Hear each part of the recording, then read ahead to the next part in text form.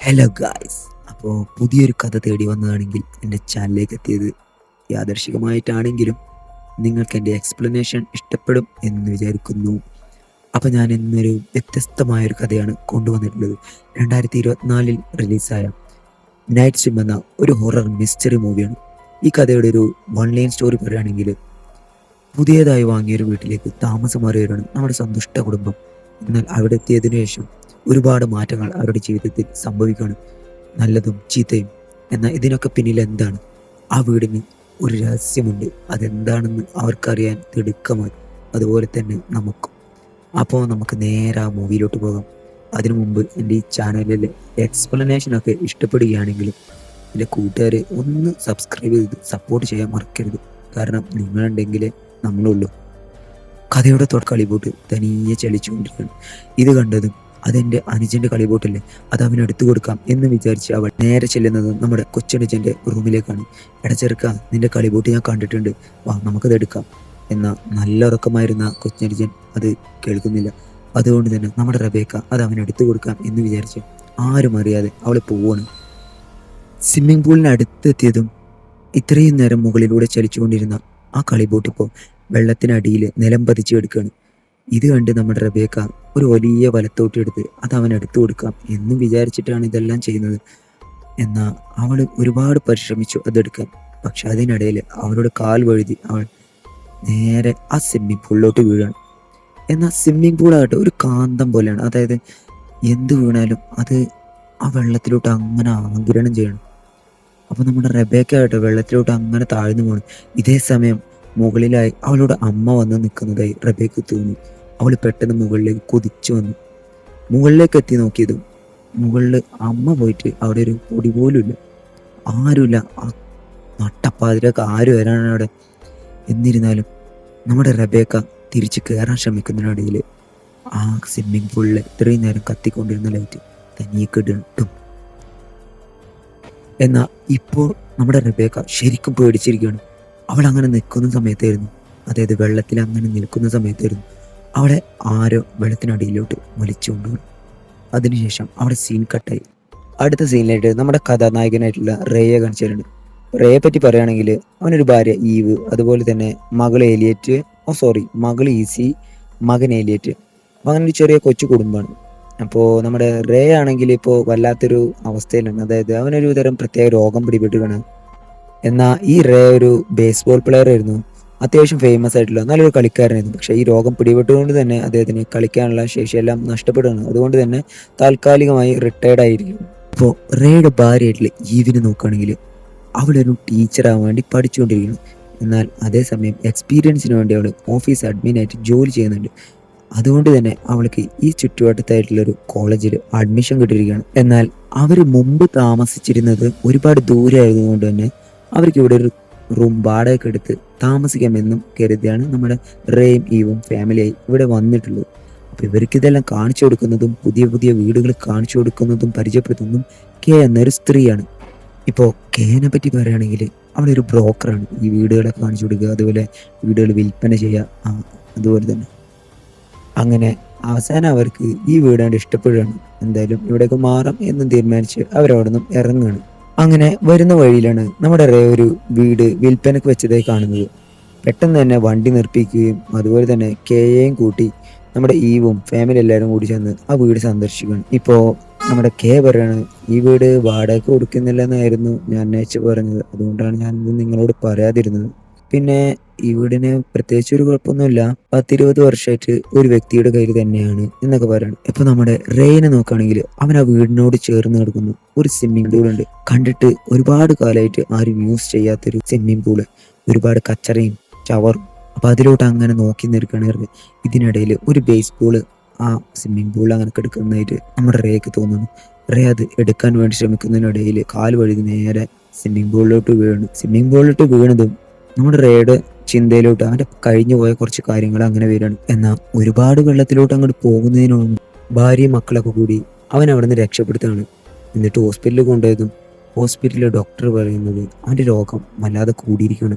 അതുകൊണ്ട് തന്നെ ഇനി ശരീരം വല്ലാതെ അലകുന്ന ഭാരമുള്ള ജോലികൾ ചെയ്യരുതെന്നും, അതുപോലെ തന്നെ കുറച്ചു കാലം എന്ന് ഉദ്ദേശിച്ച് ആ രോഗം മാറുന്നത് വരെ വീൽ ചെയറിൽ കഴിയണമെന്നും പറയണം. അതോടൊപ്പം തന്നെ ഈ രോഗം കുറക്കാനുള്ള ചെറിയൊരു മാർഗമായിട്ട് പറഞ്ഞു കൊടുക്കുന്നത്, അതായത് സ്വിമ്മിങ്, നീന്തുക, അതുപോലെ തന്നെ ചെറിയ ചെറിയ പ്രവർത്തികൾ ചെയ്യുക.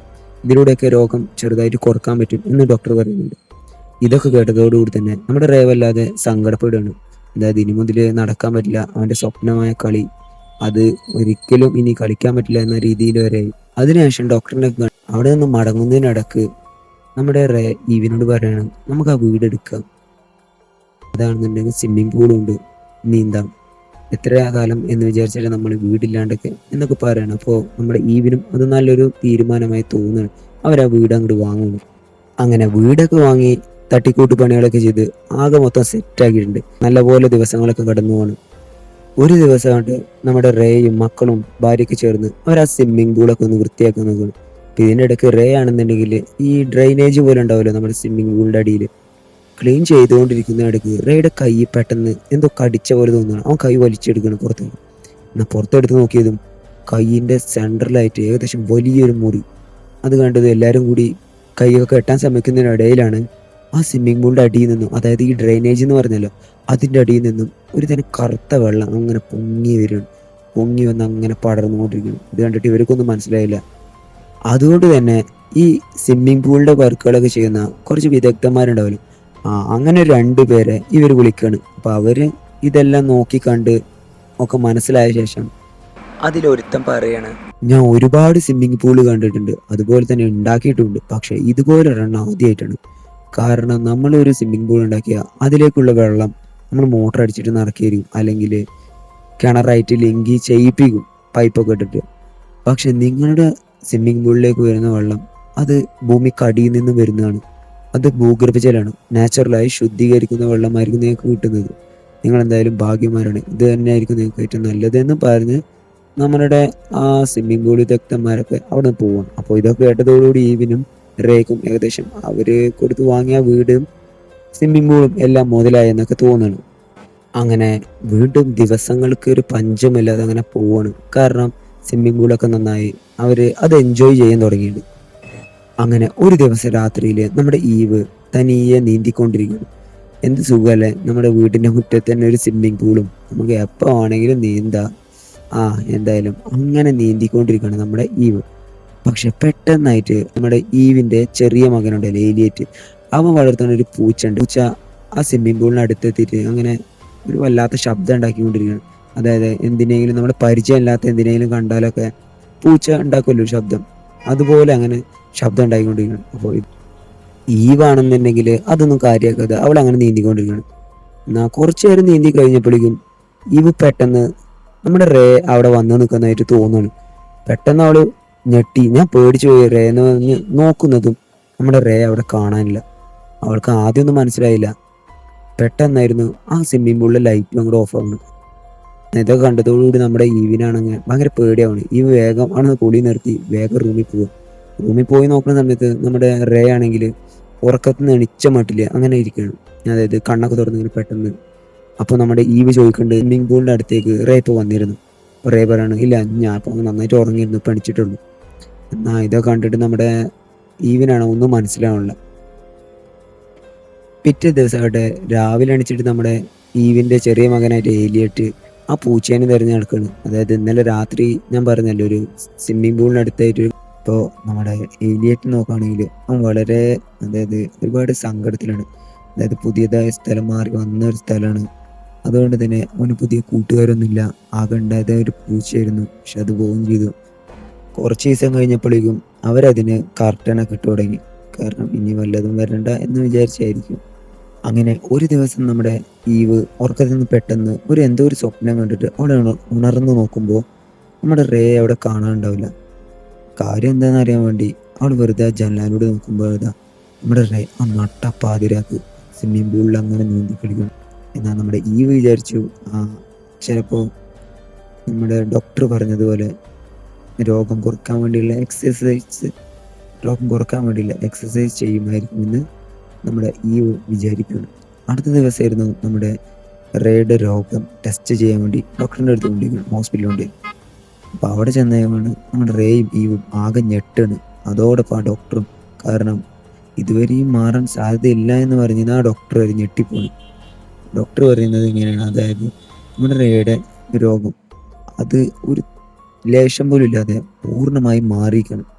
അപ്പോൾ ഡോക്ടർ തന്നെ ആശ്ചര്യത്തോടു കൂടി പറയുന്നുണ്ട്, ഇതുപോലെ ഇങ്ങനെ ഇത്രയും നല്ലൊരു റിസൾട്ട് ഞാൻ എൻ്റെ ജീവിതത്തിൽ ഇതുവരെ കണ്ടിട്ടില്ല. എന്തുകൊണ്ടും നിങ്ങൾ രക്ഷപ്പെട്ടു ഈ രോഗത്തിൽ നിന്ന്.